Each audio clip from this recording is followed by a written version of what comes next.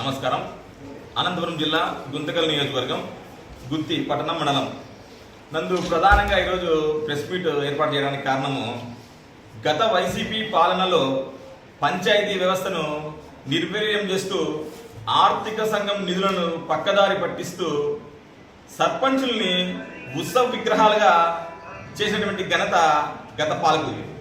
కానీ ఎన్డీఏ కూటమి ప్రచారంలోనే గతంలో మేము చెప్పిన విధంగా రాగానే పంచాయతీ వ్యవస్థని గ్రామీణాభివృద్ధి వ్యవస్థని పటిష్టం చేసే విధంగా చర్యలు తీసుకుంటామనే దాంట్లో భాగంగా మా నాయకుడు ఉప ముఖ్యమంత్రి వర్యులు శ్రీ కొణిదెల పవన్ కళ్యాణ్ గారు అద్భుతమైనటువంటి ఆలోచన విధానంతో గ్రామ స్వరాజ్యమే ధ్యేయంగా మహాత్మా గాంధీ గారు కలగనటువంటి ఆలోచన విధానంతో దేశంలోనే కనీవిని ఎరిగిన వీధిలో 13,326 గ్రామ పంచాయతీల్లో గ్రామ సభలను నిర్వహించి అద్భుతంగా ప్రజల అభిష్టం మేరకు ఉపాధి హామీ పనులను ఏ రకంగా వాడుకోవాలనేటువంటి తీర్మానం చేయడం జరిగింది.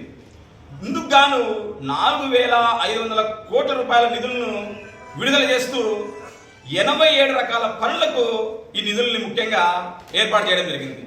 ఇందులో భాగంగా చాలా చోట్ల ప్రజలే ఎంతో అద్భుతంగా సుమారు కంటే అంచనా ప్రకారము 1 కోటి మంది ప్రజలు స్వచ్ఛందంగా పాల్గొని నిజంగా గ్రామ సభల్ని విజయవంతం చేశారు.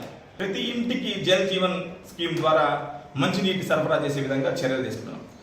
దీంతో పాటు పర్యావరణ అంటే అటవీ శాఖ మంత్రిగా కూడా మా నాయకుడు ఉన్నాడు. రాబోయే సెప్టెంబర్ 2 ఖచ్చితంగా అంటే ఆయన జన్మదిన వేడుకలు అద్భుతంగా జరపాలని చెప్పి గ్రీన్ ఆంధ్ర అనేటువంటి ఒక అద్భుతమైనటువంటి ప్రోగ్రామ్ని నిర్వహిస్తున్నాం. అంటే రాష్ట్ర వ్యాప్తంగా కొన్ని లక్షల మొక్కలు నాటాలనేది దీని ఉద్దేశం ప్రధానంగా. మా గుంతకల్ నియోజకవర్గంలో కూడా గుత్తి, పామిడి, గుంతకల్ మండలాలు కూడా వేలాది మొక్కలను నాటి పర్యావరణాన్ని పరిరక్షించాలనేటువంటి ఆలోచన విధానంతో మా నాయకుడు జన్మదిన వేడుకలు అద్భుతంగా జరపాలని అనుకున్నాం. దాంతోపాటు గతంలో మా పార్టీకి పనిచేస్తూ అమరులైనటువంటి జన సైనికుల కుటుంబాలకు కూడా ఆర్థిక చేతుని అందించే విధంగా కూడా చర్యలు తీసుకుంటున్నాం.